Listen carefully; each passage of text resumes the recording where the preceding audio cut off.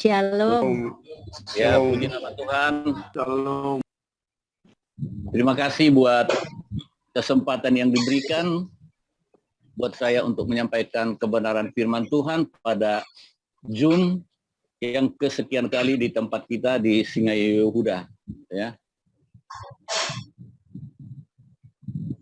Adapun tema khotbah untuk hari ini, saya berikan judul Penyertaan Tuhan, Sumber Kekuatan Kita. Nah, saudara yang dikasihi oleh Tuhan, bangsa Israel itu meragukan penyertaan Tuhan ketika mereka mengalami kesulitan dan masalah-masalah di dalam perjalanan dari tanah Mesir menuju tanah perjanjian. Seandainya mereka mengerti dan memahami dengan benar arti penyertaan Tuhan, tentu mereka akan tetap teguh dan kuat dan tabah dalam menghadapi persoalan-persoalan yang mereka alami di dalam perjalanan menuju tanah perjanjian yang Tuhan berikan bagi mereka. Suatu kali Bapak Ibu ada seorang bapak ya dengan wajah yang sedikit agak muram, hati yang agak risau. Dia datang menjumpai gembalanya.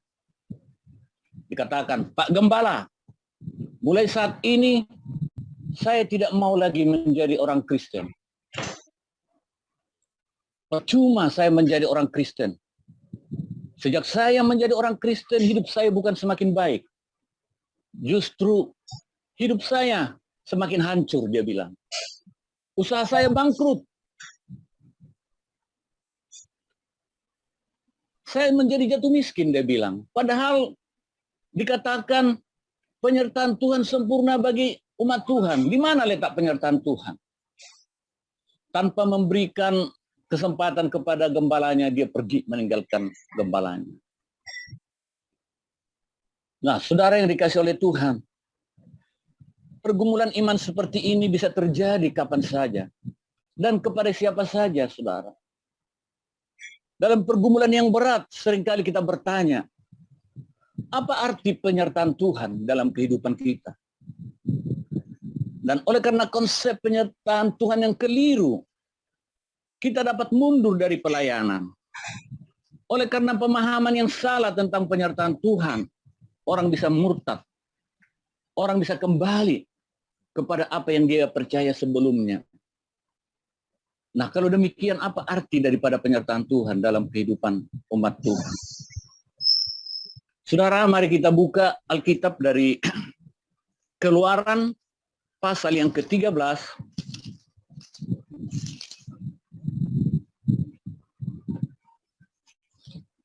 Ayatnya yang ke-20 sampai 22. Ya. Keluaran pasal 13 ayatnya yang ke-20 sampai 22. Saudara yang dikasih Tuhan, tentu salah satu harapan orang menjadi orang Kristen adalah agar masalah dan hidup kita berkurang. Bahkan kalau mungkin tidak ada masalah sama sekali. Orang menganggap bahwa hidup dalam kekristenan itu, maka hidupnya akan semakin lebih baik. Hidupnya semakin lebih indah. Tapi faktanya tidak demikian, saudara. Coba satu orang membaca. Yang sudah mendapatkan, coba baca. Keluaran Pasal 13. 13 ayat 20 sampai 22. Sampai 22. Ya. Demikianlah mereka berangkat dari Sukot dan berkemah di Etam, di tepi padang gurun. Tuhan berjalan di depan mereka pada siang hari dalam tiang awan untuk menuntun mereka di jalan, dan pada waktu malam dalam tiang api untuk menerangi mereka, sehingga mereka dapat berjalan siang dan malam. Ayat 22. Dengan tidak beralih, tiang awan itu tetap ada pada siang hari dan tiang api pada waktu malam di depan bangsa itu. Ya, kalau kita membaca firman Tuhan ini, Di ayat 21 jelas dikatakan, Tuhan berjalan di depan mereka. Itu artinya apa? Tuhan menyertai mereka. Pada siang hari dalam tian awan untuk menuntun mereka di jalan. Dan pada waktu malam dalam tiang api untuk menerangi mereka. Sehingga mereka dapat berjalan baik siang maupun malam.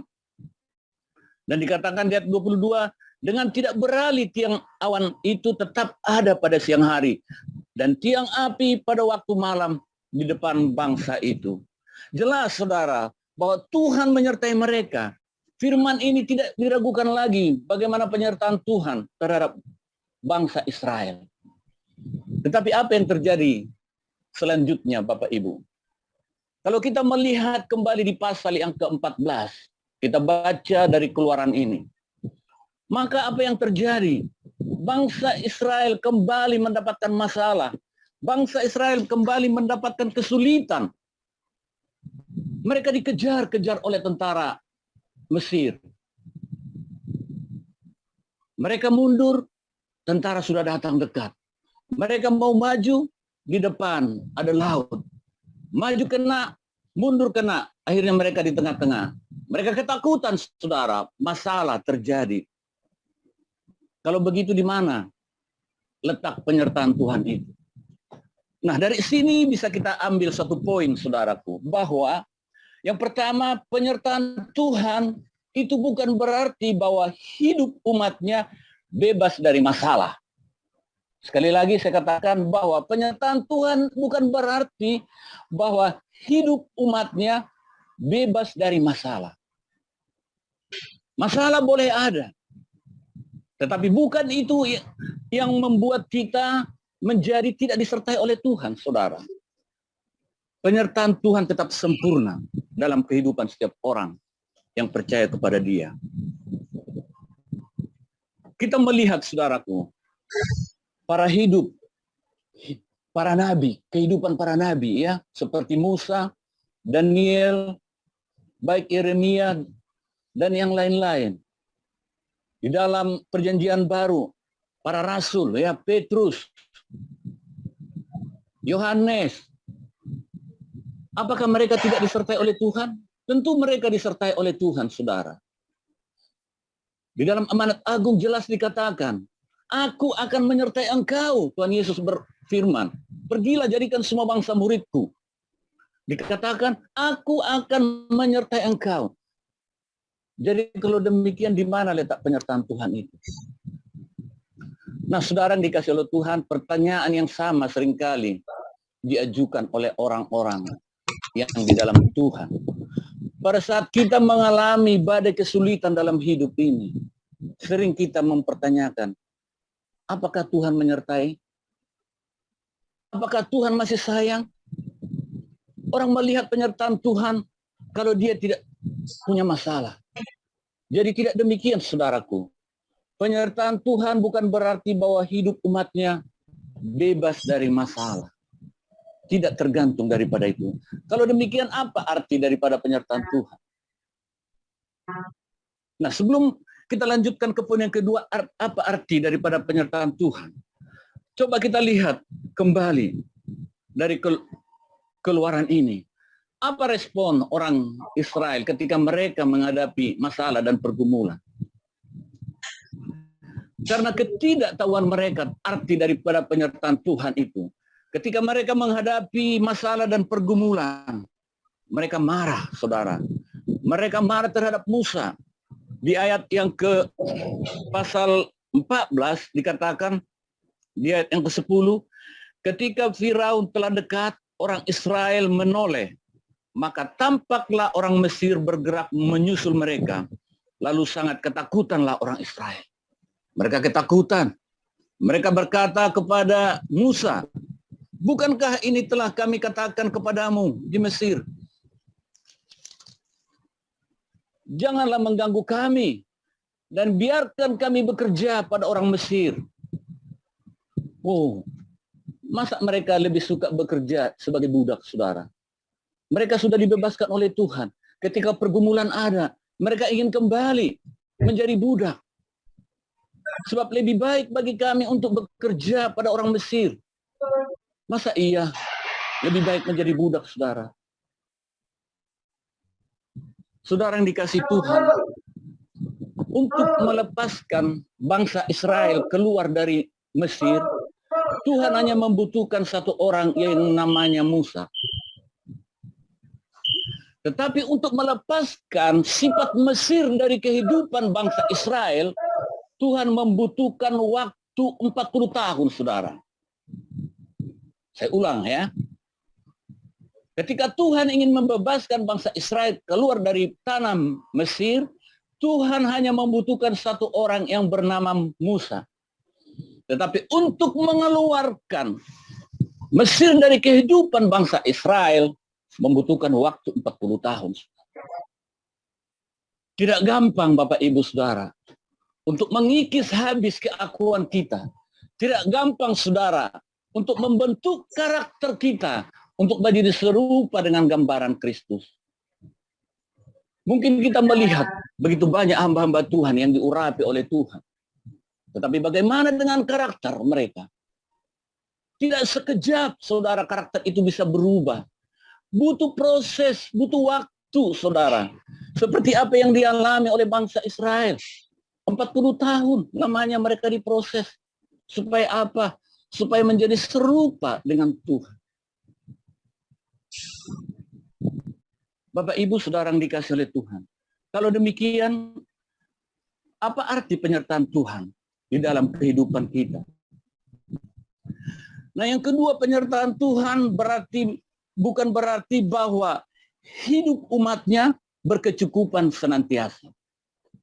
Yang pertama tadi, penyertaan Tuhan bukan berarti umatnya bebas dari masalah. Yang kedua, penyertaan Tuhan bukan berarti hidup umatnya berkecukupan senantiasa. Kita sering dan bahkan mungkin pernah mendengarkan khotbah, ya, hamba Tuhan berkata, kita ini adalah anak raja, kita anak yang maha kuasa, Bapak kita maha kaya. Mustahil kita menjadi orang Kristen yang berkekurangan, mustahil kita menjadi Kristen yang miskin. Ada amin katanya. Kalau nggak ada amin, dia nggak semangat dia. Di sini ada aminnya? Amin. Amin. Kita aminkan itu. Kita sebagai orang Kristen, kita sebagai orang percaya.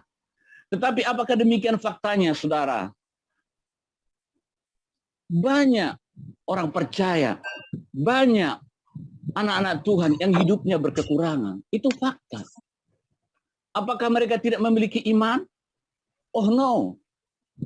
Orang sering memandang penyertaan Tuhan itu ketika mereka tidak memiliki masalah dalam kehidupan. Tidak demikian halnya, saudara. Orang memandang bahwa penyertaan Tuhan itu kalau hidupnya berkecukupan. Orang memandang penyertaan Tuhan itu kalau dia banyak harta, diberkati, anaknya semua sarjana, anaknya semua bekerja. Orang menilai dari situ, Bapak Ibu Saudara.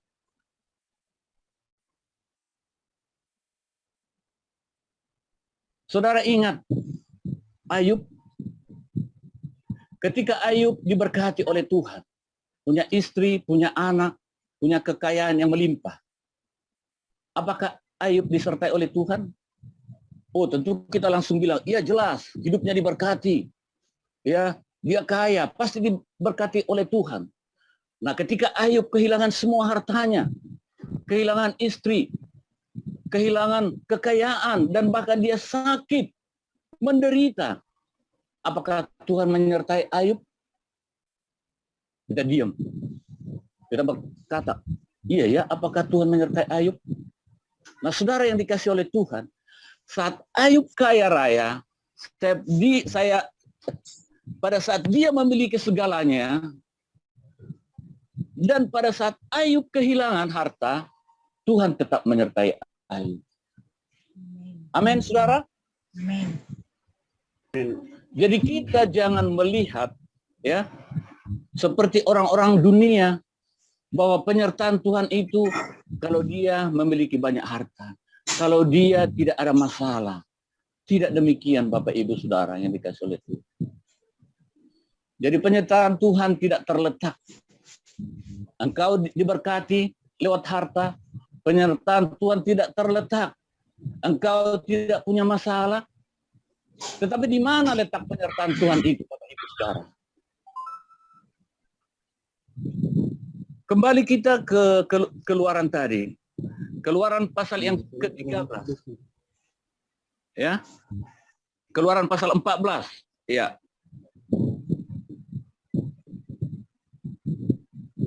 Saudara bisa melihat di situ bagaimana masalah yang dihadapi oleh bangsa Israel. Mereka dikepung. Dari belakang mereka dikepung tentara Mesir. Di depan ada laut. Mereka tidak bisa bergerak lagi. Tetapi apakah Tuhan tinggal diam, saudara? Tuhan tidak tinggal diam. Ketika mereka berseru kepada Tuhan, Tuhan menolong mereka. Nah, bagaimana proses Tuhan menolong mereka? Saudara bisa baca di dalam Keluaran pasal 14, mulai dari ayat 15 ya. Saudara bisa lihat di situ sampai di ayat ke-29. Bagaimana Tuhan memberikan jalan keluar terhadap masalah yang dihadapi oleh bangsa Israel. Nah, jadi penyertaan Tuhan berarti Tuhan hadir, saudara, dan berfirman kepada umatnya. Disitulah letak penyertaan Tuhan. Ya, Dia hadir seperti kepada bangsa Israel ketika mereka dikepung, ketika mereka tidak bisa berbuat apa-apa lagi. Tuhan hadir menolong mereka. Demikian halnya kita, saudara yang dikasihi Tuhan. Ketika kita sudah angkat tangan, kita sudah tidak berdaya lagi. Kita sudah tidak bisa berbuat apa-apa lagi. Disitulah tangan Tuhan turun untuk menolong kita. Amin. Amin. Nah, di ayat 20 dikatakan, demikianlah pada hari itu, Keluaran 14 ayat yang ke-20, demikianlah pada hari itu, Tuhan menyelamatkan orang Israel dan dari tangan orang Mesir. Dan orang Israel melihat orang Mesir mati terhantar di pantai laut. Mereka menyaksikan sendiri bagaimana pertolongan Tuhan untuk membela mereka, untuk menyertai mereka, saudara. Nah, di ayat 31 dikatakan, ketika dilihat oleh orang Israel betapa besarnya perbuatan yang dilakukan Tuhan terhadap orang Mesir, maka takutlah bangsa itu kepada Tuhan, dan mereka percaya kepada Tuhan dan kepada Musa hambanya itu. Jadi penyertaan Tuhan itu berarti bahwa Tuhan hadir, saudara, dan berfirman kepada umat. Demikian halnya ketika bangsa Israel mengalami masalah, ya, kekurangan air, Bapak Ibu Saudara. Ini masalah yang mereka hadapi. Bukan hanya masalah dikepung orang, tetapi masalah yang prinsip, yaitu kekurangan air. Apakah Tuhan tinggal diam, saudara? Di dalam Keluaran pasal yang ke-15, itu bisa kita lihat masalah yang mereka hadapi. Ketika Musa menyuruh orang Israel berangkat dari Laut Teberau, lalu mereka pergi ke padang gurun Sur. 3 hari dalam perjalanan, saudara, mereka kehausan. Apakah Tuhan membiarkan mereka? Tidak, saudaraku. Di dalam kekurangan mereka, Tuhan hadir. Tuhan menolong mereka. Di mana air yang pahit dijadikan Tuhan menjadi manis, sehingga mereka boleh minum air itu, saudara. Nah, jadi pertolongan Tuhan, penyertaan Tuhan itu, saudaraku, itu berarti bahwa Tuhan hadir dan berfirman. Bagaimana kalau Tuhan tidak berfirman lagi, saudara? Bagaimana kalau Tuhan tidak mau lagi ngomong dengan kita, saudara, dikasih oleh Tuhan? Walaupun kita memiliki banyak harta, kita kaya raya, semua kebutuhan kita tercukupkan. Tetapi kalau Tuhan memalingkan muka daripada kita, betapa sedihnya kehidupan kita. Tuhan Yesus pernah berkata, untuk apa seseorang memiliki seluruh harta dunia ini kalau jiwanya binasa? Untuk apa kita merasa hidup kita bahagia? Untuk apa kita merasa kita berkecukupan kalau Tuhan tidak mau berfirman lagi dengan kita? Kalau Tuhan tidak mau lagi menegur kita? Nah, di dalam kekurangan mereka, saudara, Tuhan berfirman kepada mereka. Tuhan ngomong kepada bangsa Israel. Itu kita bisa lihat dalam Keluaran pasal 15. Di ayat yang ke-26. Dikatakan di situ kepada bangsa Israel, jika kamu sungguh-sungguh mendengarkan suara Tuhan Allahmu dan melakukan apa yang benar di matanya dan memasang telingamu kepada perintah-perintahnya dan tetap mengikuti segala ketetapannya, maka aku tidak akan menimpakan kepadamu penyakit manapun yang telah kutimpakan kepadamu, dikatakan oleh Tuhan. Ketika Tuhan mau berfirman, ketika Tuhan hadir, disitulah bukti daripada penyertaan Tuhan dalam kehidupan kita, saudaraku.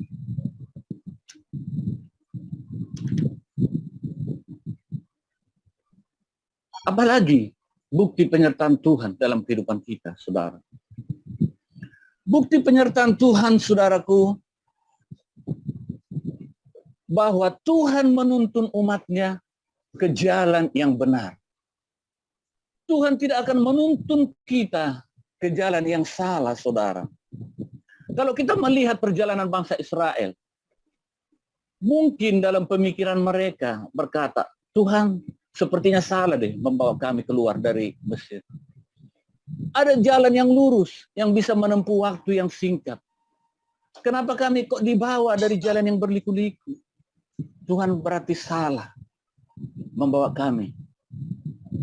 Mungkin demikian yang disampaikan oleh orang-orang Israel ketika itu. Demikian juga halnya kita, Bapak Ibu Saudara. Ketika kita melakukan sesuatu, Tuhan menuntun kita. Rasanya ini tidak benar. Rasanya ini apa yang diberikan Tuhan ini salah. Mungkin begitu yang kita katakan, Bapak Ibu Saudara, yang dikasih oleh Tuhan. Nah, dari perjalanan bangsa Israel ini, saudara, kita diajar sebagai orang percaya untuk mengerti dan memahami, saudara, arti daripada penyertaan Tuhan dalam kehidupan kita. Ya. Jadi ketika kita mengalami pergumulan yang berat dalam hidup kita, saudara, ketika kita sudah tidak mampu lagi, ketika apa yang kita miliki diambil oleh Tuhan, apa yang kita kasihi sudah tidak ada lagi dalam kehidupan kita. Mungkin suami yang kita kasihi sudah meninggalkan kita. Mungkin orang tua yang kita kasihi sudah meninggalkan kita.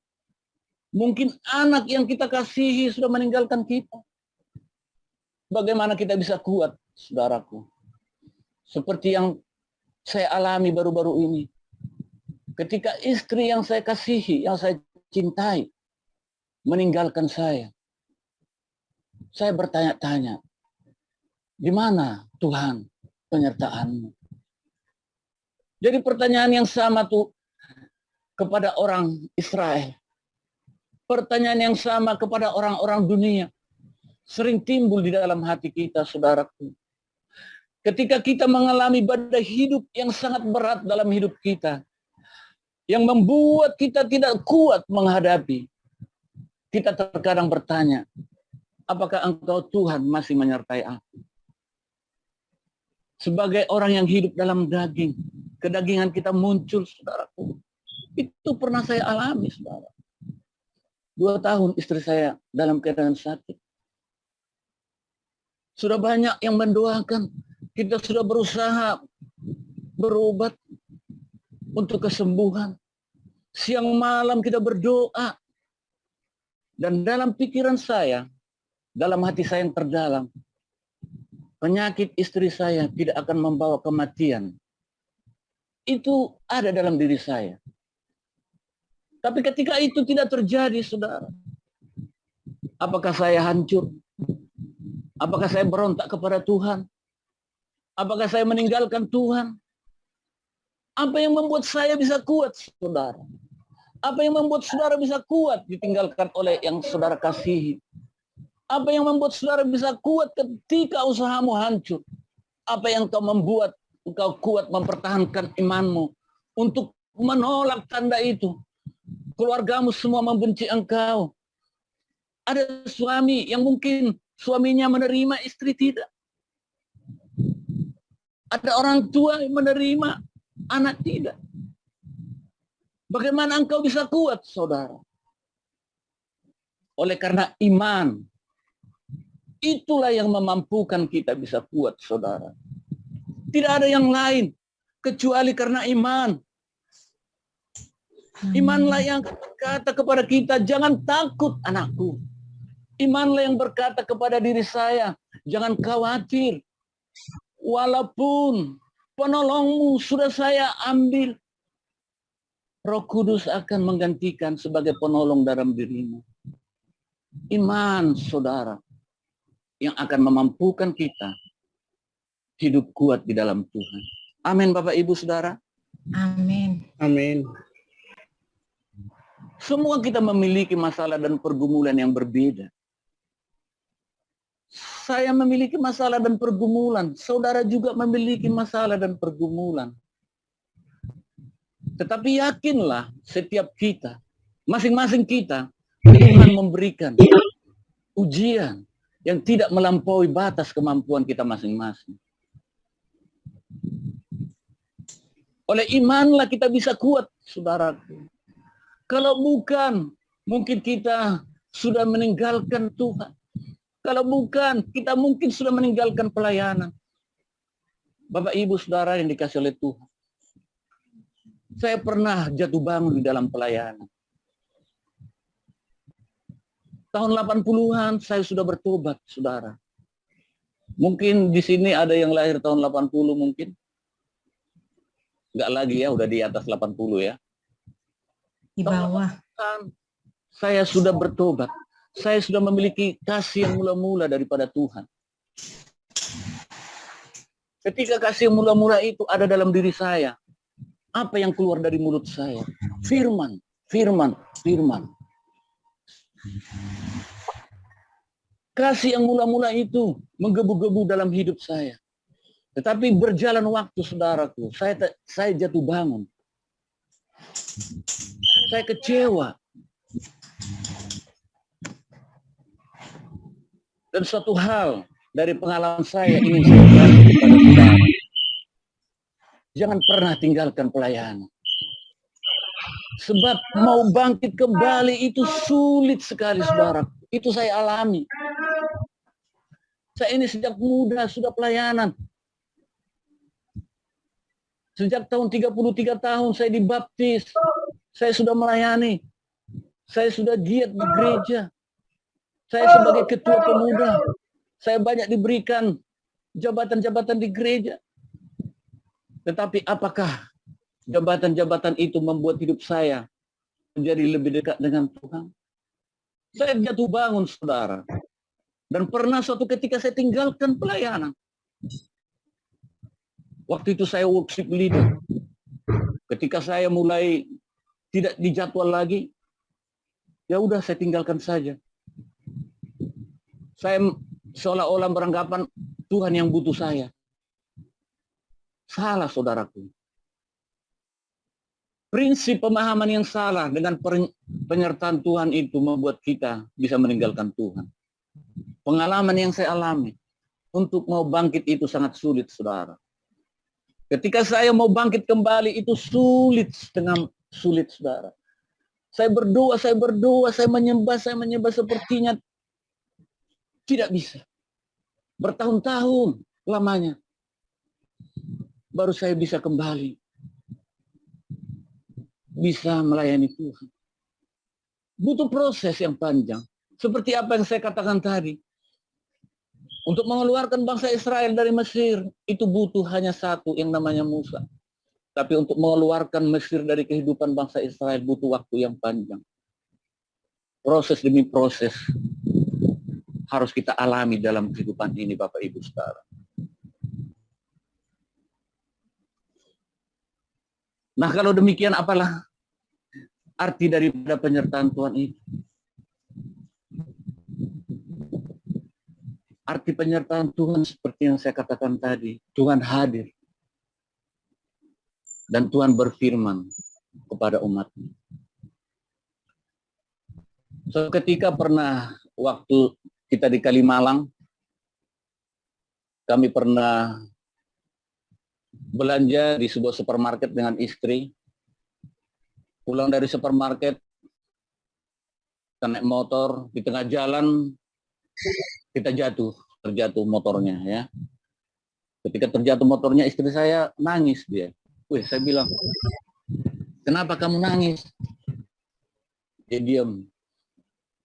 Karena tidak terjadi apa-apa, jatuh biasa saja, akhirnya kami naik lagi dan pulang ke rumah.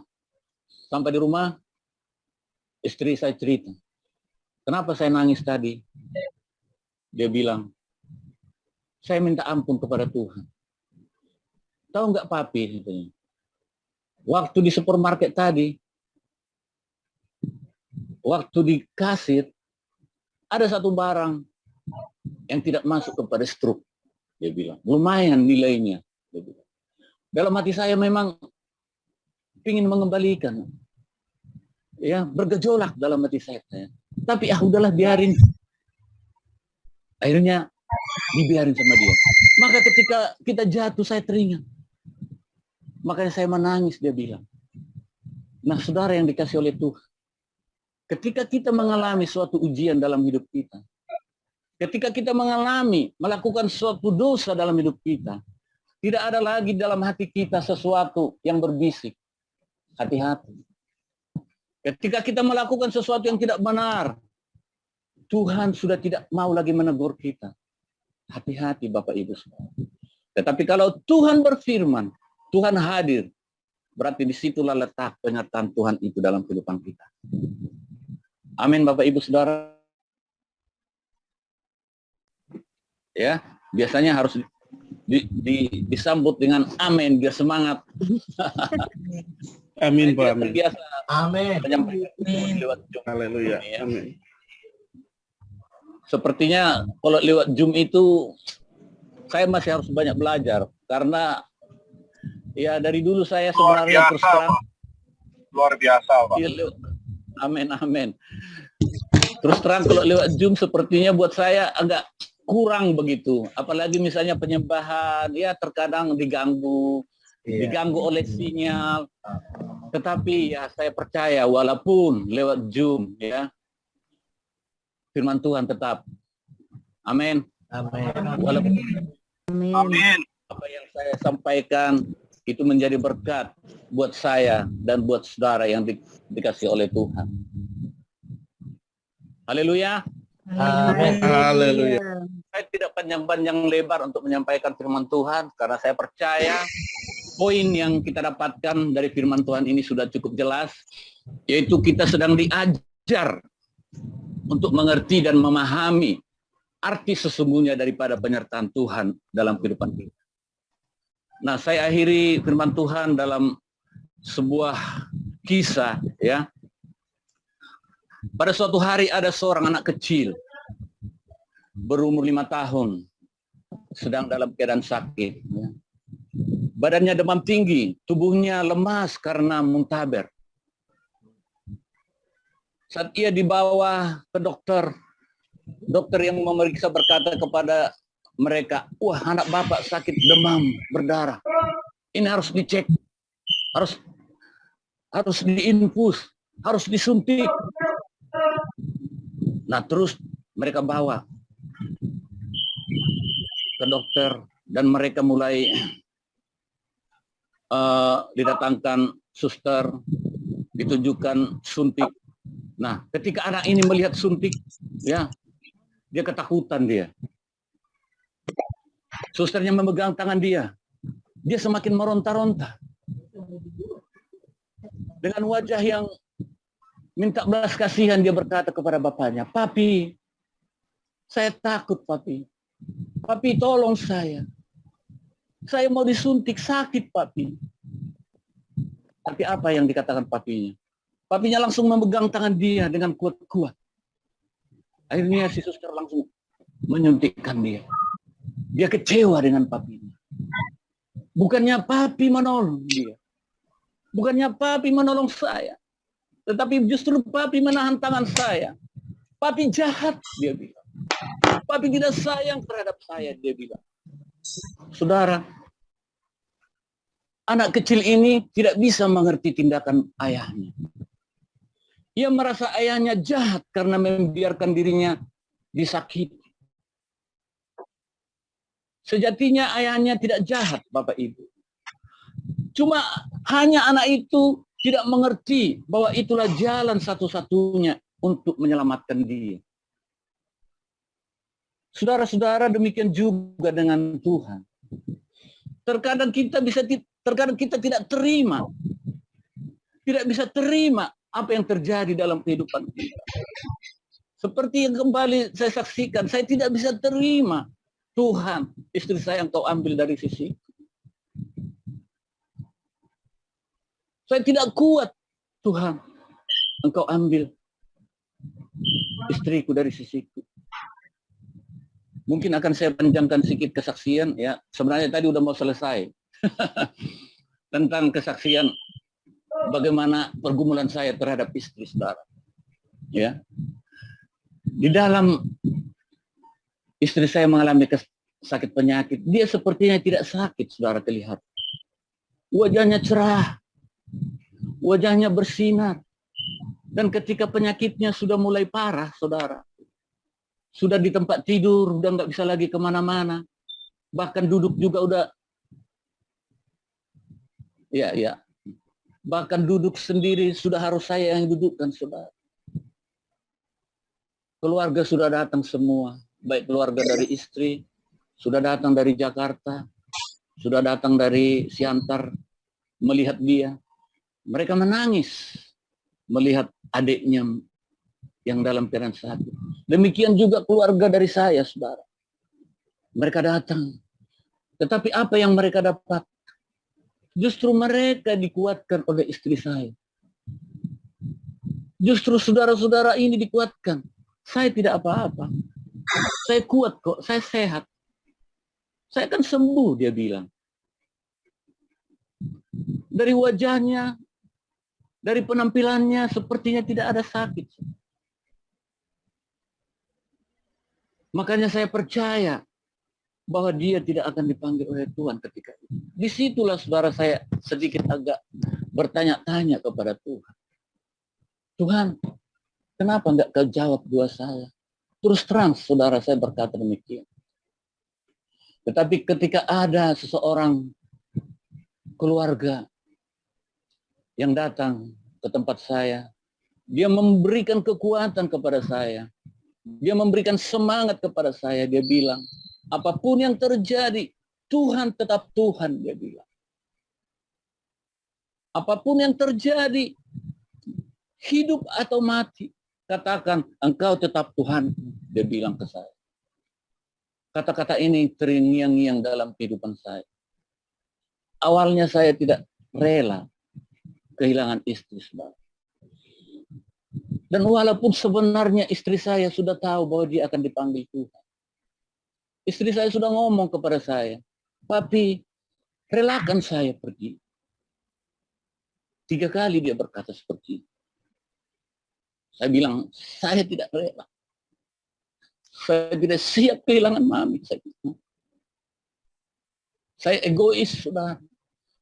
Sebagai manusia yang masih dalam daging, saya tidak mau kehilangan istri. Saya pikir itu hal yang lumrah, saudara.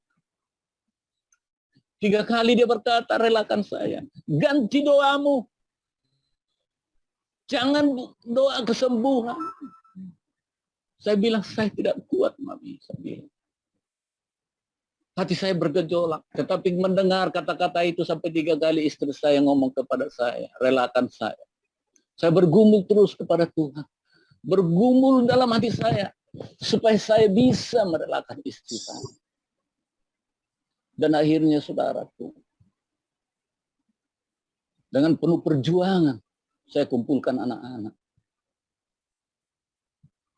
Dan kita berdoa, daripada mami tersiksa, ayolah kita relakan kepergian mami. Saya bilang. Ketika hati saya sudah mulai plong, saudaraku, memang waktu itu kita bawa ke rumah sakit. Selama ini kita tidak mau ke rumah sakit, saudara. Mungkin teman-teman ada yang tahu, saya bilang, saya menyerah. Saya bilang dalam arti apa menyerah, dibawa ke rumah sakit. Dalam perjalanan ke rumah sakit, dalam hati saya memang sudah berbicara. Dan saya sudah merelakan bahwa inilah waktunya istri saya dipanggil itu. 5 hari di rumah sakit, saudara. Di rumah sakit kita kumpul lagi dengan anak-anak. Kita bergumul, kita berdoa di situ. Saya bilang, lihat mami, keadaannya seperti apa. Relakanlah anak, saya bilang. Awalnya anak-anak juga enggak rela. Tetapi Roh Kudus bekerja bagi kami. Sehingga ketika itu kami merelakan dia. Saya berbisik kepada istri, mami, kami sudah merelakan mami. Engkau lebih dikasihi oleh Tuhan Yesus. Yesus lebih cinta dengan mami, saya bilang, daripada kami. Dan akhirnya dia menundukkan kepala, saudara. Tidak lama kemudian dia dipanggil oleh Tuhan. Saat dia dipanggil, saudara, saya tidak begitu histeri. Hati saya coba tenang. Saya tenangkan.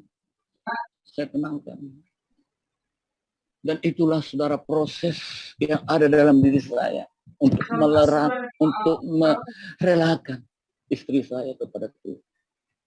Dia lebih sayang. Dan Roh Kudus selalu mengingatkan saya.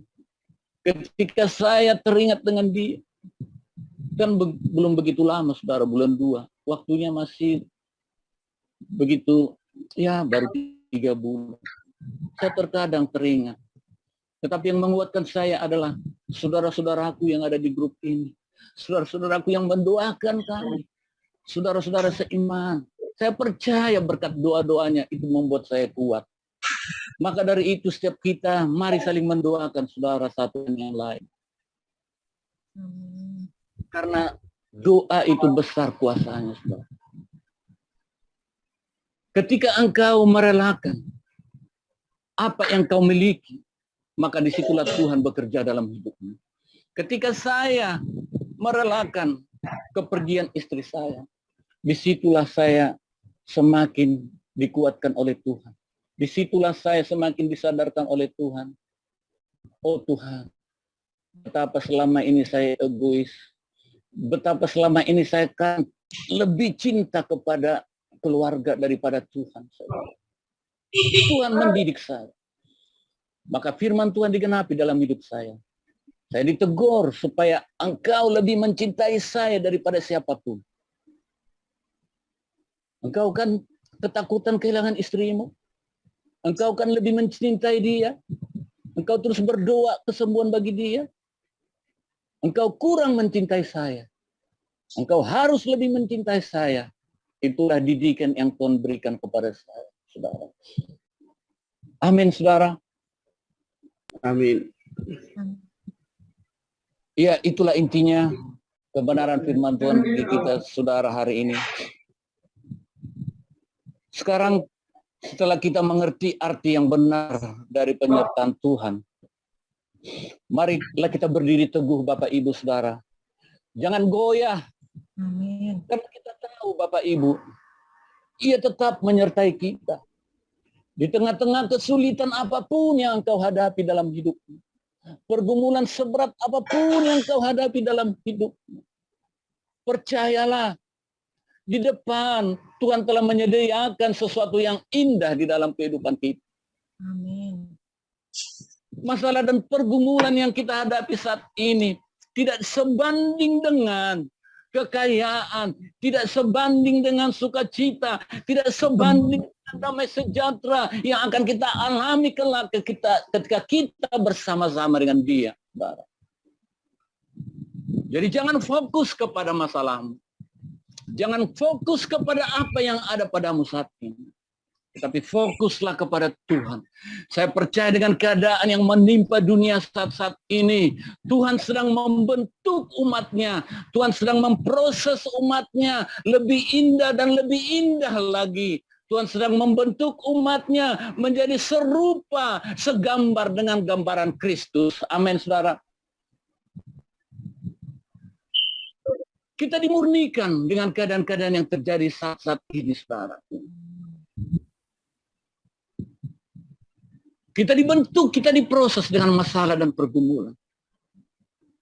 Jadi tujuan masalah dan pergumulan dalam kehidupan kita, tujuan ketika kita berkekurangan dalam hidup kita, Tuhan sedang membentuk kita supaya kita hanya bersandar kepada Tuhan saja, bukan kepada kemauan kita, bukan kepada kekuatan kita, tetapi semata-mata karena Tuhan yang menolong kita.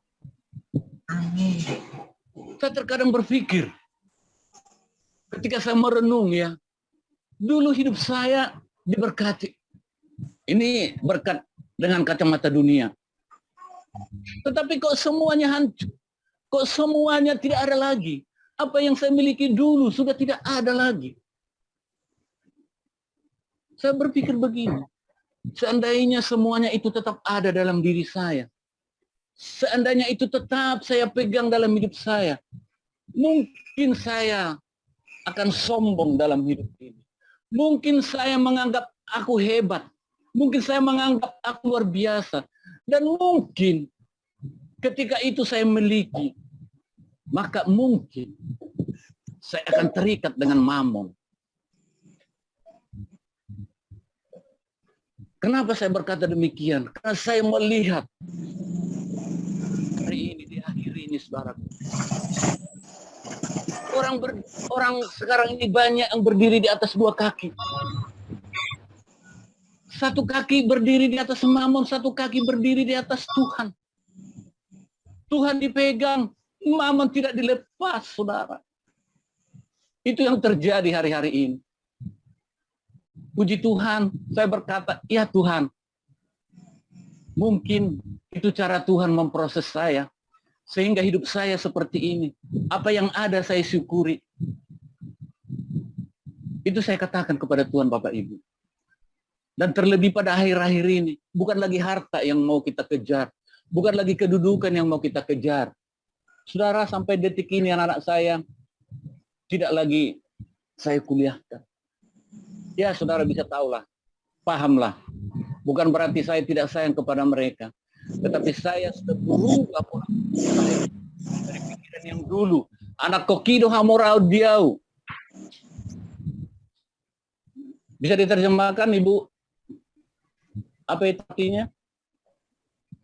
Anak kokido hamorau diau. Kekayaan itu yang dipegang oleh orang Batak, saudaraku. Ada 3. Hawasangapon, hamoraun, hagabeu. Kekayaan, kuasa, ya. Itu orang Batak. Tetapi akhir ini kita diproses oleh Tuhan. Semua itu tidak ada artinya. Amin. Kita berkata seperti Paulus. Apa yang ada di belakangku saya lupakan semua. Saya anggap sampah. Demikian saya percaya. Saya dan saudara semua akan mengalami hal seperti yang saya alami. Akan memiliki konsep yang sama. Seperti konsep yang kita pelajari hari ini. Tentang penyertaan Tuhan dalam kehidupan kita. Amin. Puji nama Tuhan. Amin. Tuhan yang bisa saya bagikan buat kita, saudara, kiranya kebenaran firman Tuhan ini jadi kekuatan dalam kehidupan kita yang menguatkan saya dan menguatkan saudara semua. Sebelum masuk dalam doa dan nanti saya serahkan kepada saudara David, kita bernyanyi dulu ya sebuah lagu. Saudara diberkati lewat firman Tuhan hari ini. Amin. Puji nama Tuhan.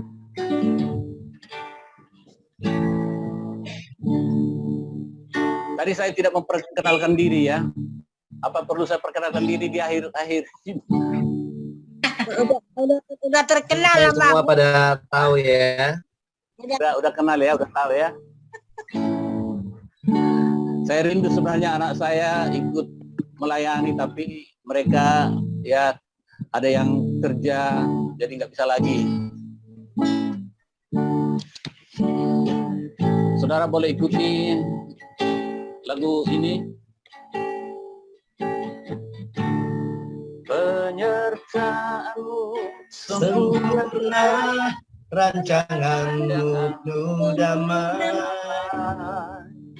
aman dan dan sejahtera walau di tengah badai. ingin ku selalu sama rasakan Rasakan keindahan arti kehadiranmu Tuhan. katakan sama-sama, jalanmu tak terselami. Jalanmu tak terselami oleh setiap hati kami. Namun satu hal ku percaya, ada rencana yang indah, tiada terduga kasih.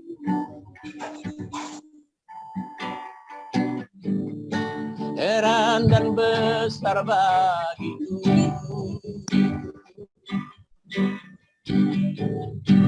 arti kehadiranmu nyata di dalam hidupku. Penyertaanmu sempurna, rancanganmu damai, aman dan sejahtera walau di tengah badai. Ingin ku selalu bersama, rasakan keindahan arti kehadiranmu Tuhan. Mari kita berdoa, saudaraku. Bapa di surga, hamba-Mu sudah berhenti menyampaikan kebenaran firman Tuhan pada sore hari ini. Tetapi Roh Kudus tetap bekerja bagi setiap hati kami untuk memeteraikan kebenaran firman-Mu dalam kehidupan kami, Tuhan. Kami sudah diubahkan oleh kebenaran firman-Mu hari ini, bahwa penyertaan Tuhan itu sempurna dalam hidup kami. Bukan karena kami terbebas dari masalah, baik masalah keuangan, baik problem-problem hidup, bukti penyertaan Tuhan dalam hidup kami. Tetapi ketika Engkau hadir dan berfirman, disitulah bukti nyata kehadiran Tuhan dalam hidup kami, Tuhan. Ketika Engkau menegur kami di saat kami salah, ketika Engkau menghardik kami di saat kami menyimpang daripada kebenaran-Mu, di situ letak penyertaan Tuhan bagi kami. Hamba berdoa untuk setiap anak-anak Tuhan yang sudah mendengarkan kebenaran firman-Mu hari ini. Engkaulah yang menguatkan mereka. Oleh imanlah mereka boleh kuat sampai detik ini, Tuhan. Biarlah penyertaan-Mu sempurna bagi setiap kami, Tuhan. Apapun tantangan, rintangan dalam kehidupan kami, bersama Tuhan, kami mampu. Jika Tuhan beserta kami, siapakah lawan kami? Tidak ada. Aku berdoa penyertaan-Mu sempurna bagi kami, Tuhan. Berkati grup Singa Yehuda, Tuhan. Jadikan grup ini menjadi berkat bagi banyak orang. Tidak melihat suku, denominasi, tidak melihat agama, tetapi mengasihi semua orang yang ada. Menjadi berkat bagi banyak orang, Tuhan. Berdoa Tuhan untuk owner Lai David. Berikan hikmat marifat yang daripada Tuhan. Untuk dia boleh memimpin grup ini. Untuk tetap takut akan Tuhan. Bukan menyombongkan diri. Bukan menganggap grup ini lebih hebat dari grup yang lain. Tetapi sungguh-sungguh hanya Tuhan yang ditinggikan. Demikian kami berdoa untuk hamba-Mu Komjen Dharma Pongrekum Tuhan sebagai pembina. Tuhan, kami percaya hamba-Mu ini sedang Engkau pakai hari-hari ini.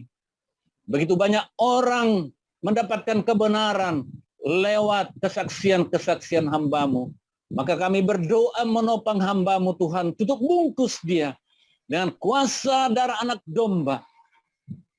Mungkin banyak yang tidak senang, banyak yang tidak suka. Tetapi jika Tuhan beserta dengan dia, maka apapun yang dialami, tetap dia teguh di dalam Engkau. Jangan ada celah sedikit pun dalam hidupnya untuk dipakai oleh si iblis. Tutup rapat-rapat ya Tuhan, di dalam nama Tuhan Yesus. Kami berdoa untuk semua admin dalam grup Singa Yehuda. Berdoa untuk setiap anggota yang ada, biar mereka lebih cinta dengan Tuhan. Biar mereka lebih mendekatkan hidupnya kepada Tuhan. Terima kasih Bapa, biarlah segala pujian, hormat, dan kemuliaan hanya bagi Engkau Tuhan. Hamba-Mu semakin kecil, Engkau Tuhan semakin dibesarkan. Demi nama Tuhan Yesus, kami telah berdoa dan bersyukur. Mari setiap kita yang percaya katakan, Amin. Amin. Haleluya.